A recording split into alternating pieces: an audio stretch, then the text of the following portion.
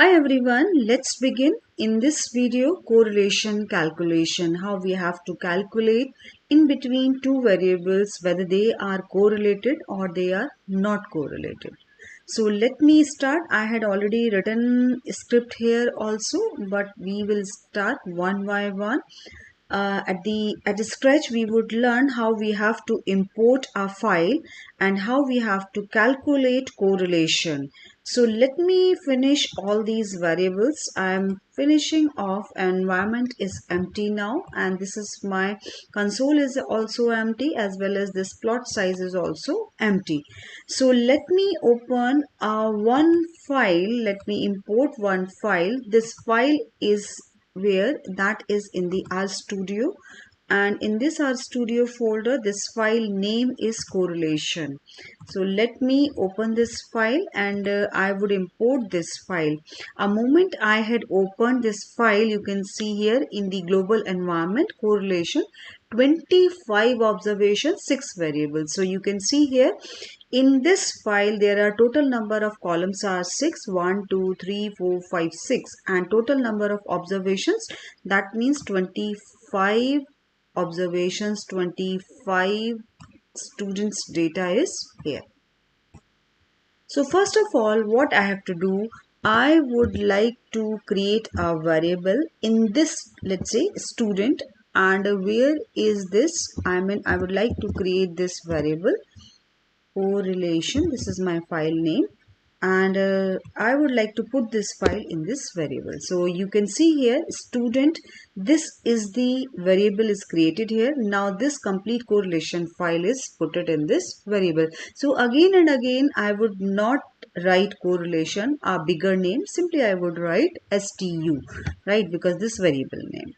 And now I would like to create all these variable, right, independent variables I should create here in this global environment. So what I have to do, let's say salary. So I would like to create correlation, not correlation, stu, because stu is already one variable I had created. Salary, and where it is stu, and let me write dollar sign, and which variable? Salary. In this variable salary variable is created. Now next one is the marks. So I would like to use mark only, and in this variable stu, right, and dollar sign, and which variable I would like to put? Marks.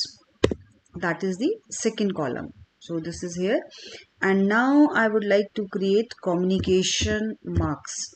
So here is communication. I would write stu and dollar sign, and these are the communication scores I would like to put in this variable. So this variable is created here.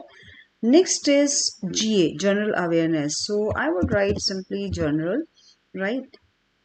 I would write a small, I think, general, and fine, general, and that is again I would create dollar sign, and GA score I would like to put in this variable. You can see here general.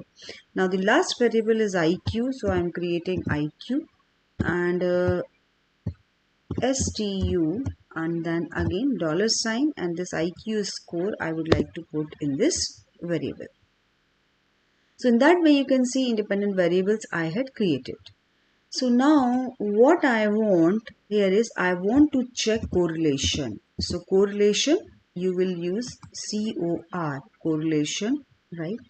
And correlation in between two variables. Let's say I want to check correlation salary and marks, whether they are correlated or not.